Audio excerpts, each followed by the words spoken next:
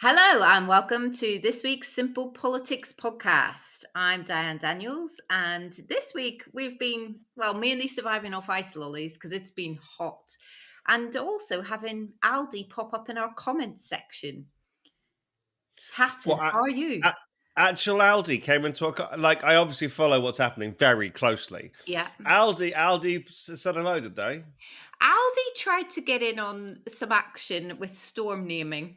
Yes, they wanted their Hold the phone. It yeah. wasn't even the ice lollies post. It was No. the storm naming post. Yeah. Yes. What do they want Yeah. it to be called? Cuthbert after the controversial caterpillar cake. Oh, but Aldi, that isn't even very good. Oh, Aldi. I get like you've got a social media game, like you're Mm, good on there. mm. But Cuthbert for a storm after a not brilliant cake, mate. That's not having that. Oh, controversial. We've already But got. no, but if they'd like, because we had I think we're gonna talk about later. We had a post about staying cool, and if Mhm. they'd popped up and talked about their rocket lollies, like we live off Aldi rocket lollies in the summer. Like we just like it's all we do. And if they're popped up with that, I go, yes, Aldi, we're with you. We love you. Go on. But Cuthbert in the storms, Oh, got it wow. wrong there. Got it Oh. wrong. You know, little, are you? Well, no doubt we'll be hearing from them again. But besides that, how has your week? Embarrassing, really. Yeah, how's your week been? Oh, Mm, this isn't in the script. I didn't know how yeah. to talk about my week. It was okay. Good. It was hot, and I've got not as much done as I'd like to have got done. So, Yeah. uh, uh, It, yes. yeah, it's How hard. was your week? Similarly, I feel like in summertime we need to go to the full like siesta system in the afternoons. Really, that'd be good. And in the mornings? Possibly in the mornings. Mm, and in the evenings?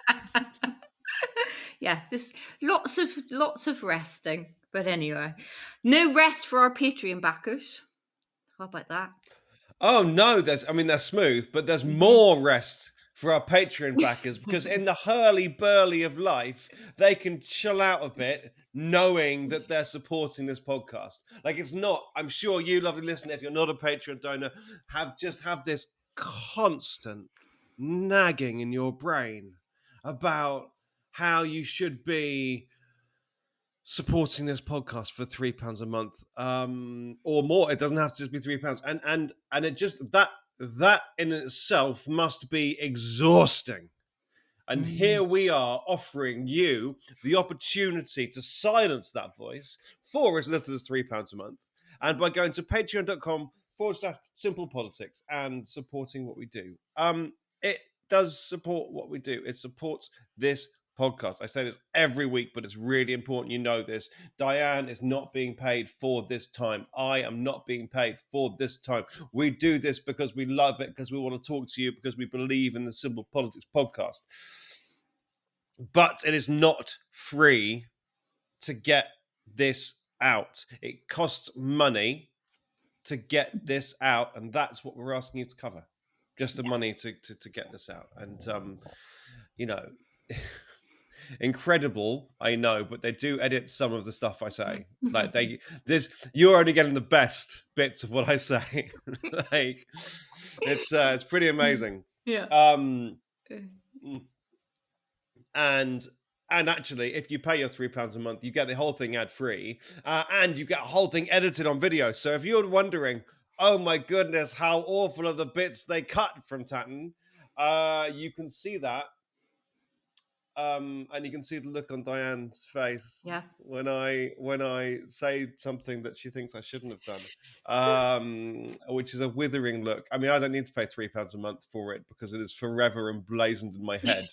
Um, Yeah. the look of disapproval and disappointment. In fact, I'd pay £3 a month to unsee Yeah, it, a but bit. unfortunately, that's That's not a possibility for me. So yeah, £3 a month. Honestly, it means the world to us. And we have had a few new people recently, and it's really really lovely. So patreon.com patreon.com simple politics. Let's do it. Fabulous. Okay, let's move on to top posts of the week. You know the drill. You've been here before. This is where we take a look at our socials across Facebook, Instagram, X, Threads, all of those lovely ones, and we look at what you've been talking about this week. In Is at that true? Is Yeah, that true? Have you yes, looked at how a post is done on Threads now and before you again, evaluate now and again. whether? No, I mean you'd forgotten Threads existed, so I reminded you the other day. I don't question the process. Trust the process. Yeah, but it's not a process. You're lying about the process. There is a process. There's a process. You know, is it mathematical? Maybe not, but there is a process. So these are the top posts on Vibe, are Vibes, they? vibes. Yeah. Yeah, absolutely. So in at three, Tatton, in at three, we've got some big stuff to talk about this week, haven't we? Yeah, I mean these three posts. Well, the Mm. first and third posts are really quite serious things. I never know because we're talking about pornography, and I never know what words I'm allowed to use in what places and what's going to get filtered out. Um, but I'm going to use the words right now anyway because I don't think that the podcast platforms beep things. Increasingly, pornography involves men most frequently strangling women most frequently, and we know this is a problem anyway, but we know that teenage boys in particular are watching pornography on their phones, and their first experience of any kind of sexual type is through porn. And the idea that we have a generation of young men growing up thinking that strangulation isn't just a kink, but is de rigueur, is the way things should be. It's just that's what you do when you're having sex. Is terrifying because the government said this week there is no safe way. No, no, If you're cutting off someone's airstream, it's there is it's not no safe. Yeah, there's no way to do it safely. no. There was and it used to be when we put this post up, there was a lot of comments talking about kink shaming, right? Mm, Because when we're talking about sex, everything's a thing, mm, right? I've got cactus on the side. I'm sure that some people love the idea of having sex with a cactus on their back or whatever it might be. Like everything is a thing, everything. And some people, for a long time, have enjoyed auto asphyxiation as a form of sexual pleasure, and some people have done it when they're going solo. You've heard stories of that, whatever. But that's one thing. But it is not being portrayed as a kink. no. It is not coming across as a kink. Children that are watching it do not understand this is kinky, this is different, this is niche. They see it as mainstream because it happens all the time. And so the government have now labeled it extreme porn, which is not allowed on our screens. And you will say, "Oh yeah, but you don't have to use mainstream." There's loads of niche and probably illegal. There's illegal porn that you can Mm, watch, but it's just much harder, mm, right? mm, I was talking to the parent of a teenage son, very young teenage son, like 13, I think he was, and he just Googled porn. He mm, literally Googled the word porn mm, on their computer, and it came up with however many sites. And those ones aren't going to show extreme porn. mm. Those ones will show whatever it is, but they're not going to break UK law because they're trying to attract mainstream UK audiences. So yes, it's not going to stop it altogether, Hmm. but I hope. Listen, I'm not a fan of Banning census. things. Yeah, I don't yeah, like yeah. banning things. I don't like banning things. Not a census. That's when you count things. It is. I don't like. Um, I don't like it. I don't like banning things. But Mm, I think if you look at the pluses and the negatives, the number of people who are going to be really put out by the fact that this has become extreme pornography is very small, and the number of people who are going to massively benefit from it is very big. yeah, absolutely, absolutely. Agree. Yeah, I've not much to add on that. It's just it is that thing of it's so prevalent and people's first experience and all of that. Yeah, absolutely. It's you can see Uh, why they've come to that conclusion to do it. it also spoke about degrading misogyny, Yeah, yeah, you know, and it's not just strangulation; it's the dominance yeah, that in sex men should dominate women yeah, rather than it being something yeah, that both people would like yeah, to do equally. yeah, absolutely. Okay, on to number two. I've really got the kind of fun post in the middle this week, the sandwich in between two really, really, really serious things. I've got a little bit of fun. We had a lot of fun making this post, actually. It took us far longer than it should have done. But that's because you were really particular about your ice lolly And you little told me off for my icon. ice lolly. You told me off for my ice lolly positioning. But basically, this is about the fact that it's been unusually hot in the UK. I mean, we had a really balmy spring, didn't we? We had a really dry and balmy spring, but this has just been particularly hot. It's pretty much, we think we'll get confirmation that it's met heat wave conditions in a couple of places, which means it's been up at the like high almost 30 for over 3 days. I think that makes it a heat wave. So, and it had like it's felt it. You felt it at night, have windows open, legs out of duvets, all the rest of it. So we thought we'd just consolidate all of the advice. So we looked at the NHS site, we looked at the government site, and we had a bit of fun with the advice. It reminded me of when actually when we looked at COVID kind of rules and regs, it reminded me of going back to that when we were making this little list. But it's people say it's common sense, but it's nice to have a little reminder and get people talking about it, because actually at the end of the day there are some vulnerable people out there who will be particularly susceptible to the heat and might need a check on the elderly, kids, whatever. I've been having like worries about sun cream this week and how much people have got on, and um so it is good just to like check in now and again with with common sense but good advice. Yeah. I mean, it is. I just, Hmm. why is the government giving me advice about the sun? And are they even giving me advice? They might have written some words. A civil servant has taken time to write some words on a website, and well done them. But Mhm.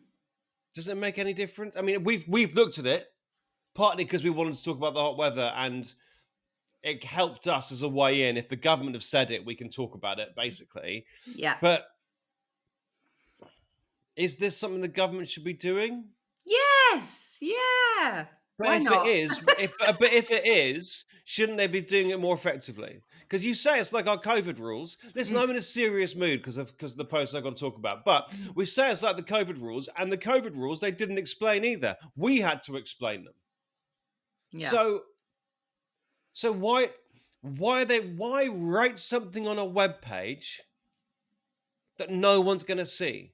Either either the government should really be talking to us about how to stay cool and how to get stuff sorted. And it could be sponsored by Aldi. The government could work with Aldi to get their message across, and Aldi could shift some strawberry mivies, right? Like that would be okay. But it's either important the government do it or it's not. This half-hearted, bung some words on a webpage, tick box exercise suits nobody. There might be a poster. You don't know that. There could be a poster. You go to your GP. There could be a lovely, don't go out between 11 and 3. Do they still book appointments between 11 and 3? I bet they do. I bet they force people out between 11 and 3 because it's the only appointment they can get in the next 6 months. They're offering them 11 till 3 appointments for a knockdown rate. Yeah. For an availability. Oh We have my God. availability between 11 and 3, sir. Yeah. Would you like to come between 11 and 3?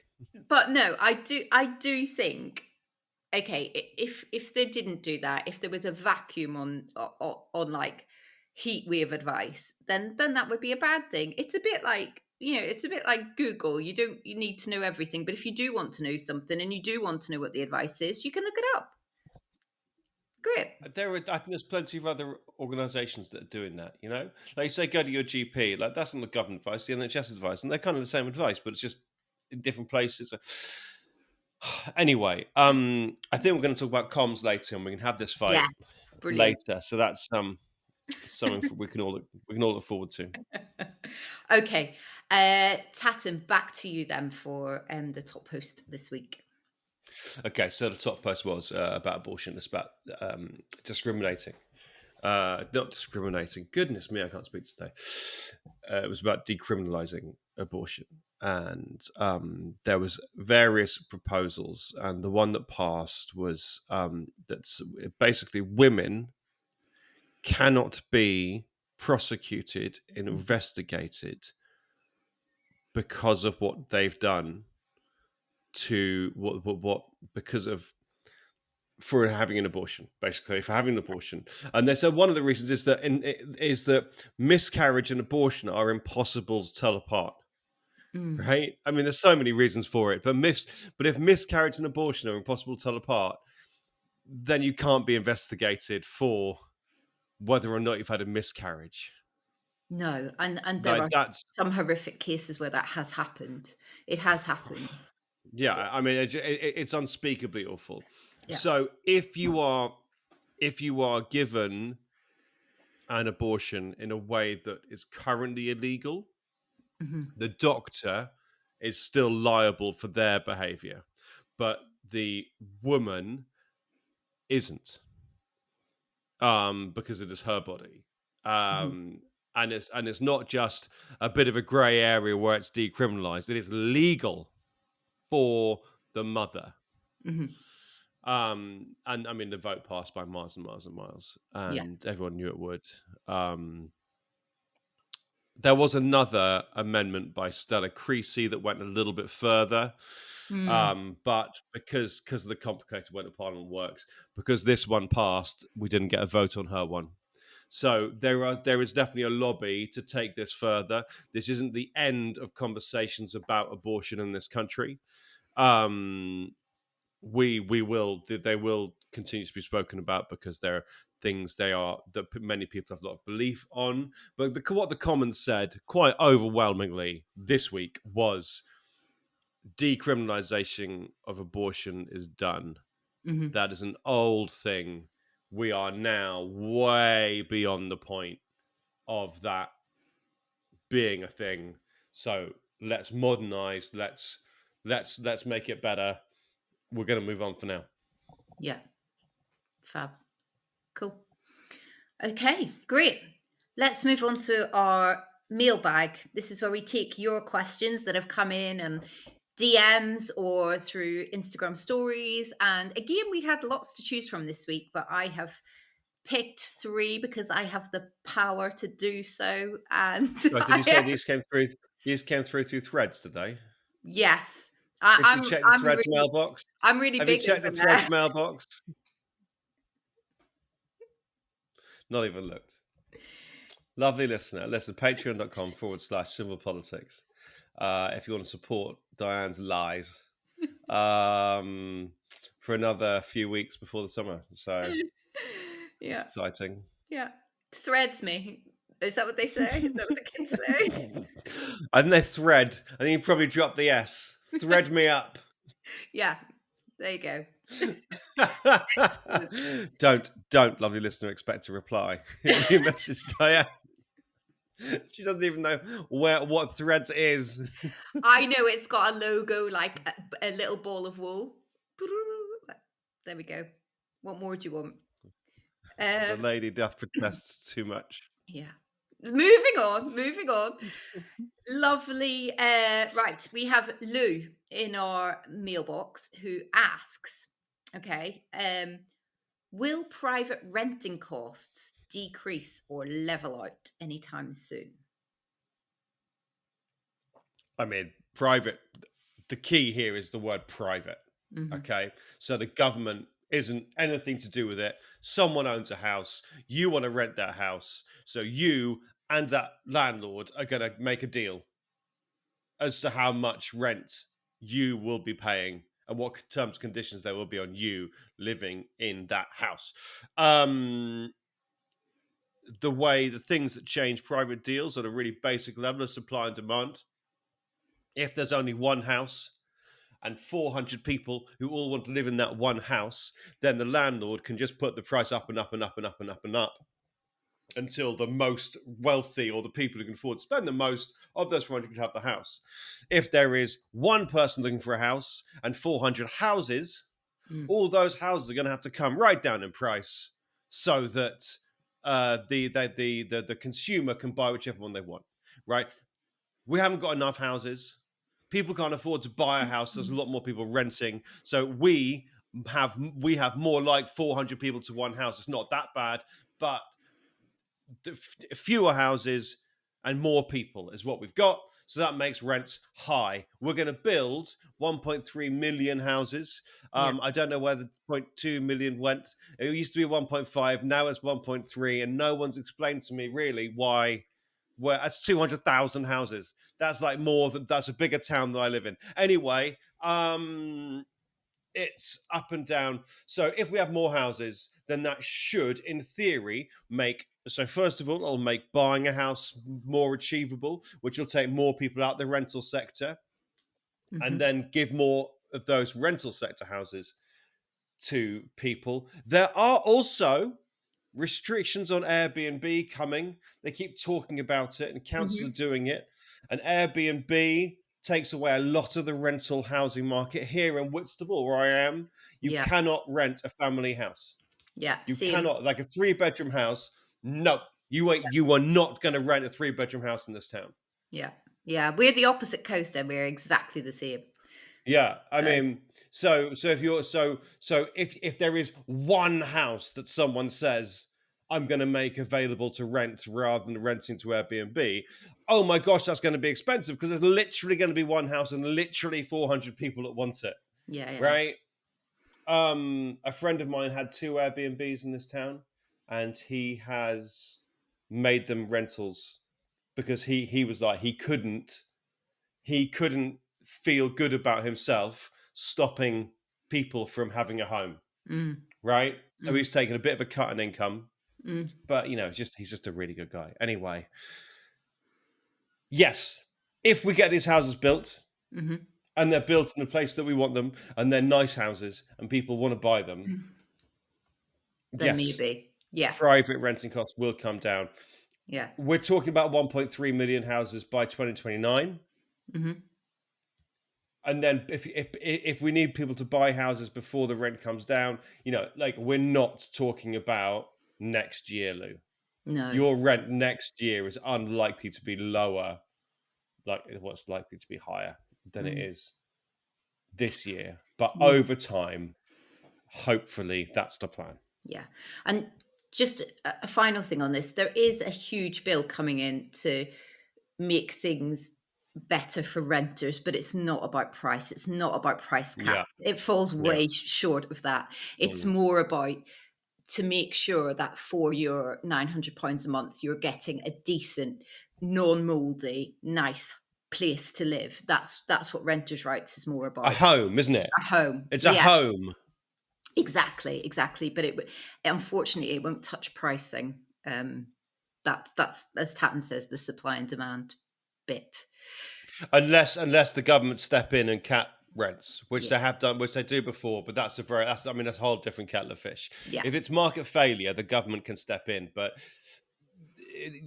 they are stepping in a bit, but not Oh, on no. money. Yeah. No. Okay, great. Okay, Two Saints asks, we know that MPs voted to decriminalise abortion. We did that as one of our posts, but when does that Mhm. become effective?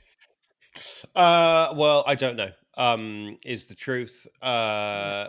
It's tricky because it was an amendment to a bill. So the police and crime bill was tottering along, doing its thing, Yeah. and then they've managed to slot a new clause in that decriminalizes abortion, like we just spoke about. Yeah. But that didn't have timeframes attached, so it needs to be finessed a little bit. The whole bill is now off to the House of Lords. Um, and then the House of Lords. It's a massive bill, the police and crime bill. That's what they call a Christmas tree bill, which is where anyone who's got anything they want to talk about hangs their issue off the Christmas tree, and it's Mm. going to take a long time in the Lords. So it'll be back. It'll be back in the autumn before the King's Speech. So I think we'll probably see the bill pass in around October, November. And then there will always be a transition period Mhm. Mhm. between it being passed. So, I mean, 2026, next year, I would say at some point, either I don't know if it was the beginning or the end or whatever, but I'm going to say 2026. Okay. Yeah. Fair. Okay, and finally, question 3. Rick asks, I love this question. It's really good. He said, if you could reshape the national curriculum, which to be fair, there's a review at the minute, so this is interesting. What would you put in and what would you take out?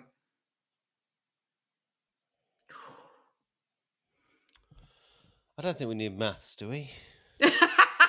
I was going to say physics can go. That was my worst. Well, Rick, this is a fundamental question, right? What do we want to shape our kids for? What is the point of school? We could just kind of list subjects and say, well, probably I'd rather have politics in rather than PE or whatever, but like this kind of building block reshaping. But I think we need to go way, way, way back. What is the point in school? Mm, What do we want children to have achieved by the time they leave? We have them for 14 years, from reception to year 13. 14 years. We mm, can mold our young people pretty effectively in that time.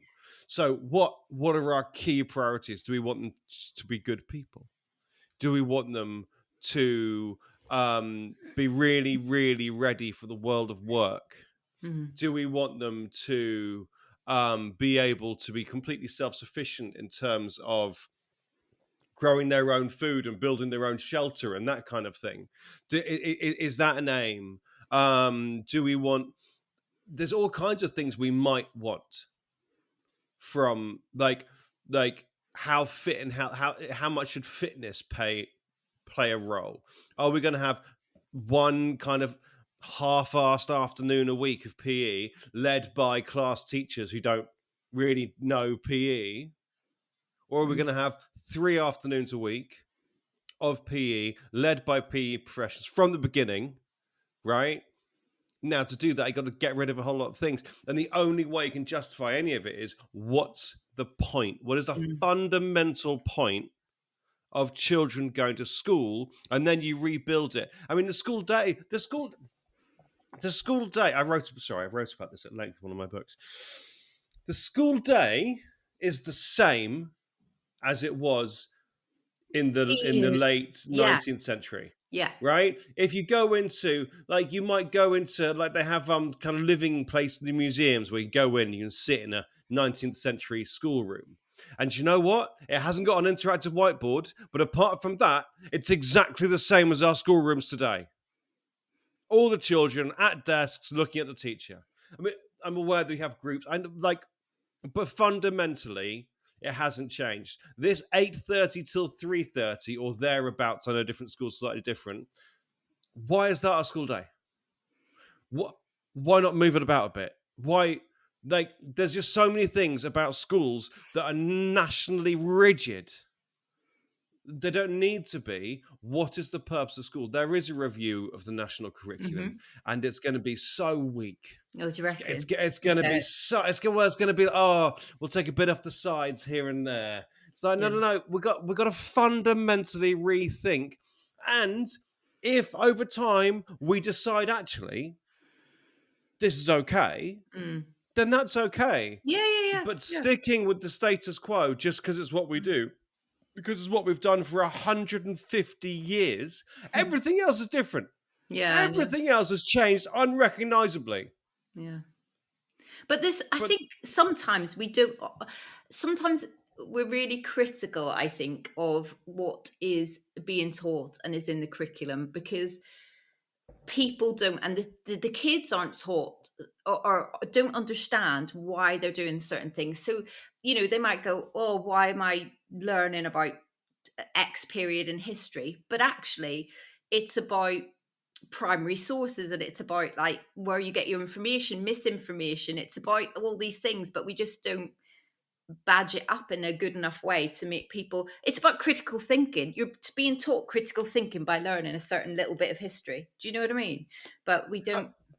Yeah. but it's also, and again, I would say this is one of the points of it. It makes you an interesting person just to know a Mm, little bit about history and to be able to go, oh, hang on, this reminds me of this. mm. You Yeah, know, yeah, like yeah, that's good chat. That's an yeah, interesting person. You're interested. You know, the yeah, yeah. history has value in and of itself. But what I don't want, Rick, and I've said this before, what I don't want is politics in there as a checkbox subject, like Mm. citizenship is, Like how where many MPs have we got? Tick. Yeah, yeah, yeah, that, yeah, yeah, yeah. I just Yeah. that's not It's helpful. not. And all of the things people say that should be done taught at school. Yeah. You know, there's so many things that all the time we're hearing that should be taught at school. And now AI is the big, oh, there's got to teach AI. But by the time these kids leave school, AI is going to be totally different, Yeah. right? Yeah. AI is totally different today to what it was 6 months ago, Yeah. to what it was 6 months before that. So the idea of teaching a year 6 child, Mm. like, I know they have to understand the world now. It's all a mess. It's all a mess. And things are changing so fast in so many ways. But I do know that because we did things 150 years ago, doesn't mean we should do it now. Fair. Okay, let's move on and talk about communication because you really wanted to talk about this week, Tatton. This is your suggestion to for the main section. I keep saying that like I'm just like preloading that. So I'm blaming you for the chat we're about to have, essentially. I But think that's fair. yeah, it all came about because Keir Starmer has been talking this week, hasn't he? He was asked, it was a Sky News interview, I think, wasn't it? Where he sort of gave a little bit of insight, didn't he, into how he was feeling. He's nearly coming up to a year in role. And yeah. I mean, he. I don't think this is the first time he's said it, but Mhm. he was said, "What do you regret? What Yes. do you regret most over the first year?" And he didn't say the winter fuel U-turn or whatever. He didn't say two-child benefit cap. He didn't say farmers. He didn't. Like, he did, there's a lot of things he didn't say, but what he did say is, and I quote here: "We haven't told our story in the way we should, explained our decisions in the way we might." And it reminded me of Mm. of a similar interview that Rishi Sunak did. You might remember him. He was the prime minister of our country until like a year ago. I know. It seems like whatever, but yeah, Rishi Sunak did an interview and he was asked what his major regrets was, and he said that the slogan "Stop the boats" was too strong. Mm. He was never going to stop all the boats, right? That was an impossibility. And so his slogan was too strong and he regretted that. And again, you could probably think of things that maybe he might have regretted more than a slogan, but Starmer and Sunak fundamentally agreeing that the biggest problems they've made. I mean, what was Sunak was prime minister for 2 years, 3 years, Mm. that kind of thing. 2 years maybe. 2. And Starmer's been prime minister. So the prime ministers for the last 3 years agree that their biggest collective mistakes are about comms, Mm. Yeah. communications. That's the mistake they've made. So all of their decisions they're happy with, or at least they have to say they're happy with, but their marketing manager needs to be fired. But would that have made a difference? If Rishi Sunak had have explained Rwanda in a slightly different way, people would still, a large swathe of people would still not have agreed with the policy, however he told the story. No. Eh, Well, but I don't know how they can shift the dial on this stuff. I think if you're really not a fan of Keir Starmer and Labour, if he tells you he made the decision on farm tax to close a loophole and all of this, and even if he takes you down that narrative, are you still gonna? You probably just still stay where you are. yes.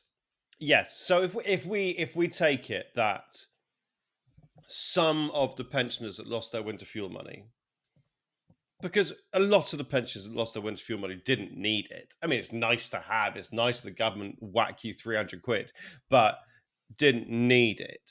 Mm. Then, but there were some who actually really felt the pinch because of it. And if you're in the shop wondering if you can afford to buy your whole weekly shop because you're suddenly missing out on 300 quid. So it's 300 quid if you're over 80. So it's normally 200 quid, right? 200 quid. Then you're going to be quite cross Mm. at the government. And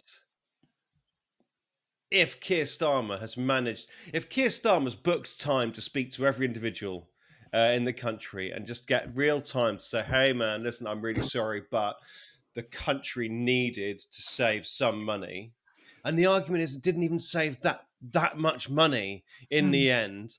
But the government really needed to save this money. And yes, you are taking a hit, but you are patriotically taking a hit because we need to just dial it down a bit so that we can go forward. We can push the spring down so it can leap upward into this kind of narrative. That's the only narrative he's got, really, apart from Tories are so rubbish, Mm. Tories, and that we're all bored of that.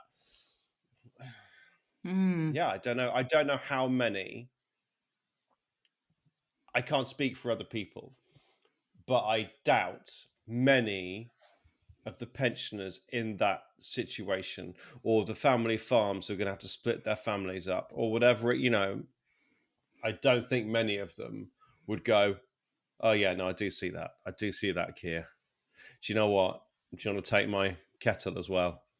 That might help." But you've got to still Like, try, right? you're going to still try. So this is the thing. Mm.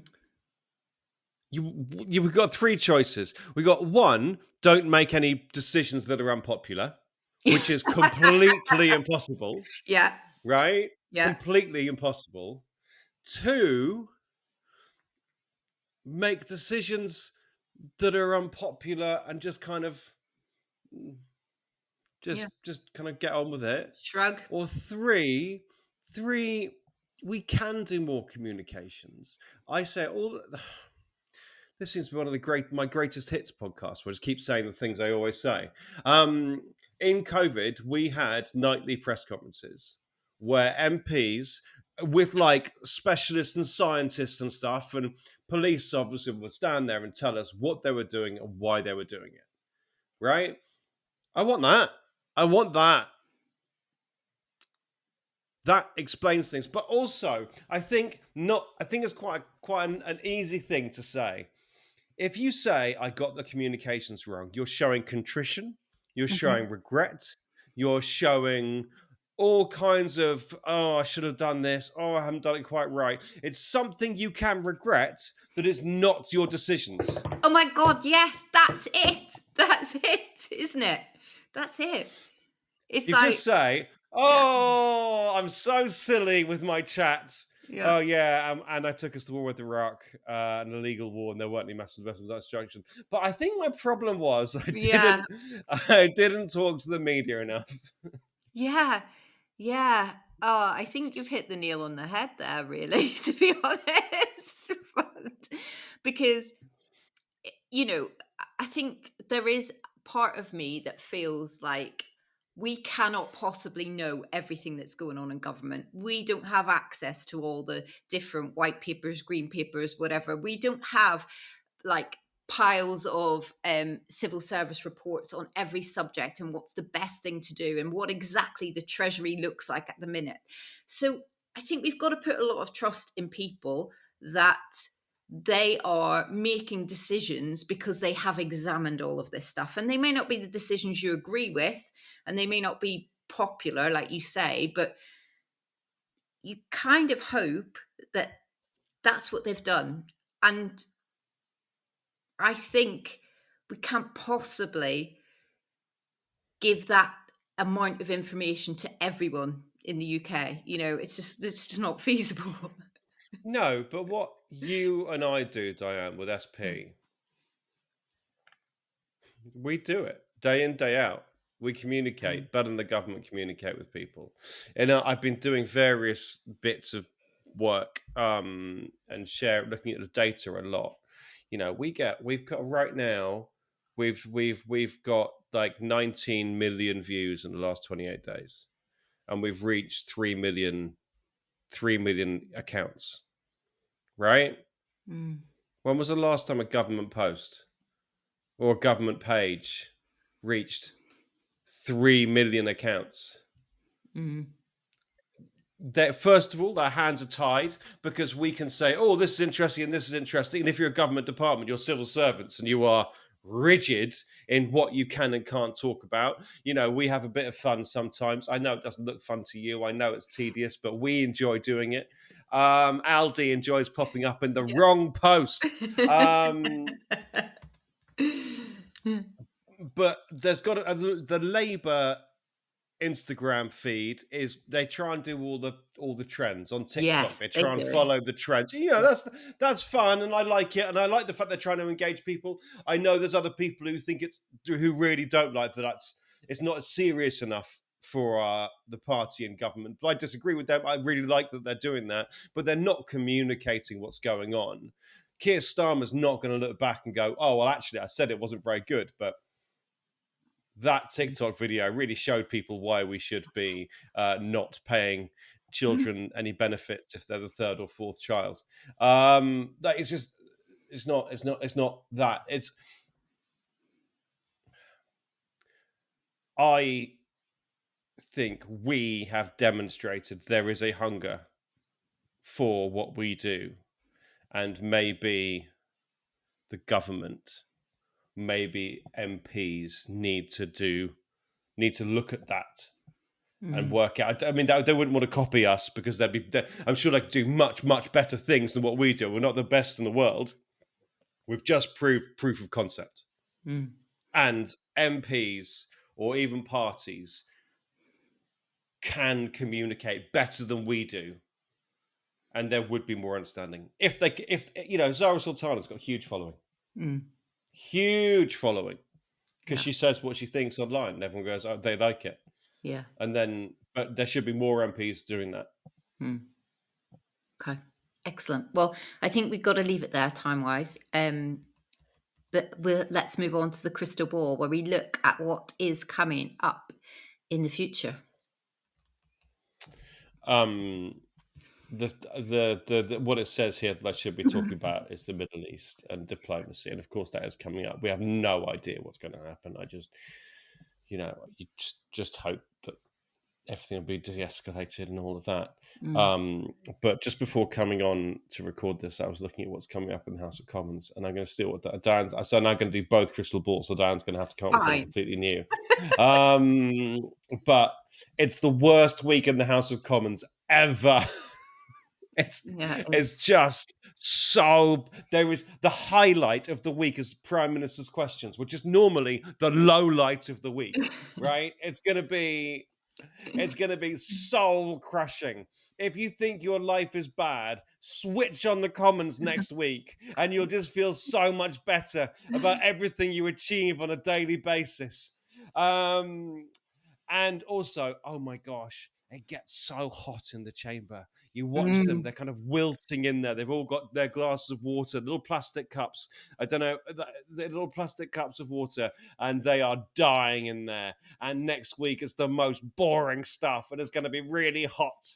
And you can turn, they're just trapped. They're like they're in a terrible zoo in Eastern Europe where they have very bad animal welfare rules. Except in a zoo, the animals have more purpose than these lackluster MPs stuck in a meaningless world, being hot. Great. That's my crystal ball for you. Wow. www.patreon.com/simplepolitics for more enlivening, uplifting crystal balls. Amazing, amazing. Okay, well, one possible little gem in an otherwise week of, like Tatton said, it's important stuff, but it's really, really dull. But on Monday, Most of it's not that important. on Monday, there is a debate for Pride Month. It is almost 3/4 of the way through, so they're quite late at getting this one in. But it will be on Monday, and we might bring you some of that because that's usually a nice watch. So I, yeah. I think it will be a nice watch. It's actually genuinely the highlight. Yeah. It used to be. It's important to remember. Pride used to be a protest movement, right? It was to say I am proud to be gay used to be quite the statement, and now pride means big parties and lots of celebrations and all of this, and it's great. And it's just the reminder of how far we've come as a Mm. tolerant society. We also, I guarantee you, lots of the speeches, because it's LGBT Hmm. and that trans bit often gets forgotten. Hmm. Councils putting on pride events while simultaneously taking away unisex toilets after the new guidance Hmm. is problematic, and that will be the focus of you will get lots of MPs standing up and saying how brilliant pride is, and be like, and it completely is, but we will also hear from some MPs to talk specifically to trans Yeah. rights, and that's going to be interesting too. Bro. Okay, so join us again next week where we will find lots of news for you that isn't in Parliament. Don't worry, we'll have plenty to talk about. And yeah, catch us next week on the podcast. Thank you for listening. Thanks, everyone. Yeah. We can work out which supermarket's going to pop up in our comments next. I'm hoping for Morrison's. Ooh, Morrison's is ooh, where I'm at on that. excellent. Yeah, It'll be Wimbledon soon, so Waitrose, I'm sure, will pop in for a strawberry. for a bit of a Wimbledon strawberry. Yeah, But I think Morrison's is coming next, okay. so that'll be fun. Don't forget www.patreon.com/simplepolitics, and we love you. See you later. Bye, Bye bye everyone. bye bye bye.